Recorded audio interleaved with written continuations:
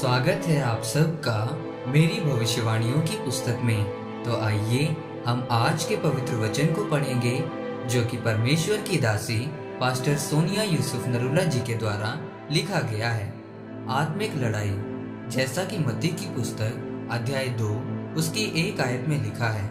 हेरोदेस राजा के दिनों में जब यहूदिया के बैतलहम में यीशु मसीह का जन्म हुआ तो देखो पूर्व से कई ज्योतिषी यरूशलेम में आकर पूछने लगे, मेरे प्रियो, दाऊद बैतलहम में पैदा हुआ था और प्रभु यीशु मसीह भी बैतलहम में ही पैदा हुए थे।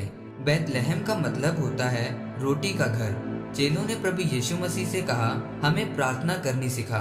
परमेश्वर ने कहा कि जब तुम प्रार्थना करो तो कहो कि हे हमारे पिता, हमारी रोज की रोटी हमें दे। यीशु मसीह बैतलहम यानी रोटी के घर में पैदा हुए थे और शैतान ने उनकी पहली परीक्षा भी रोटी से की थी। शैतान ने प्रभु यीशु मसीह से पूछा, तू रोटी के घर में पैदा हुआ है पर तेरे पास रोटी नहीं है। वो सब एक गवाही के लिए था। उसके बाद परमेश्वर के पास रोटी थी। अगर आप अपने आत्मिक जीवन में लड़ेंगे तो परमेश्वर आपकी हर आत्मिक और शारीरिक जरूरत को पूरी करेगा। यीशु मसीह ने कहा कि इंसान केवल रोटी से ही नहीं बल्कि परमेश्वर के मुख से निकले हर एक वचन से जीवित रहेगा। रोटी के घर में पैदा होकर जरूरी नहीं कि आपकी हर एक जरूरत पूरी हो, जब तक कि आप लड़ते नहीं जिस तरह यीशु मसीह शैतान से लड़े और जीते। दाऊद रोटी के घर में पैदा होकर अपने भाइयों में सबसे पीछे था। वह अपने घर वालों की तरफ से भूला और त्यागा हुआ लड़का था, पर तब तक उसके पास रोटी नहीं थी जब तक वो लड़ा नहीं। आज हमें लोगों से नहीं लड़ना जो हमारे बारे में बुरा बोलते हैं, बल्कि हमें शैतान से और अपनी अभिलाषाओं से लड़ना है। अगर आप शरीर को जीत जाओगे तो आपकी जिंदगी स्वर्ग हो जाएगी।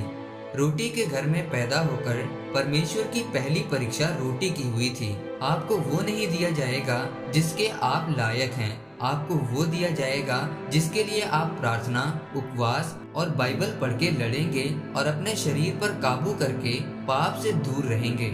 यहूदा इस्करियोती जो परमेश्वर का चेला था, असल में वो कलीसिया का खंभा होने के लिए चुना गया था।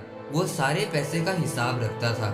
जब याकूब ने अपने 12 पुत्रों को आशीष दी तो उसने यहूदा को आशीष दी कि जब तक शीलो ना आ जाए तब तक यहूदा से ना तो राजदंड छूटेगा और ना उसके वंश से व्यवस्था देने वाला अलग होगा और राज्य के लोग उसके अधीन हो जाएंगे। बाइबल के अनुसार व्यवस्था देने वाले लेवी लोग होते थे, लेकिन जब याकूब ने अपने बच्चों को आशीष दी तो उसने कहा कि व्यवस्था वाला यहूदा से निकलेगा और यीशु मसीह के गोत्र में से पैदा हुए थे। ये एक भविष्यवाणी थी और यहूदा इस्करियोती को इसलिए चुना गया था ताकि याकूब की भविष्यवाणी उसकी जिंदगी में पूरी हो। पर बाइबल बताती है कि वो उसके अनुसार लड़ा नहीं और लालच में आ गया।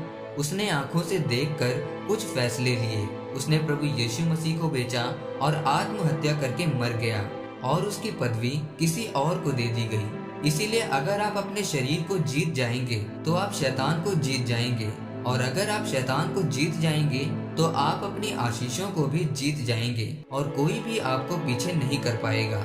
आमीन। आइए इस प्रार्थना को आप मेरे साथ एक मन होकर करें। सर्वशक्तिमान परमेश्वर, इस वचन के लिए मैं आपका धन्यवाद करता हूँ। परमेश्वर अपना अनुग्रह मुझे दे ताकि मैं आपकी योजना के अनुसार अंधकार की शक्तियों के साथ लड़ सकूं और आपके वचनों पर चल सकूं। यीशु मसीह के नाम में आमीन। परमेश्वर आप सबको आज के वचन के ऊपर मनन करने के द्वारा आशीषित करे। आमीन।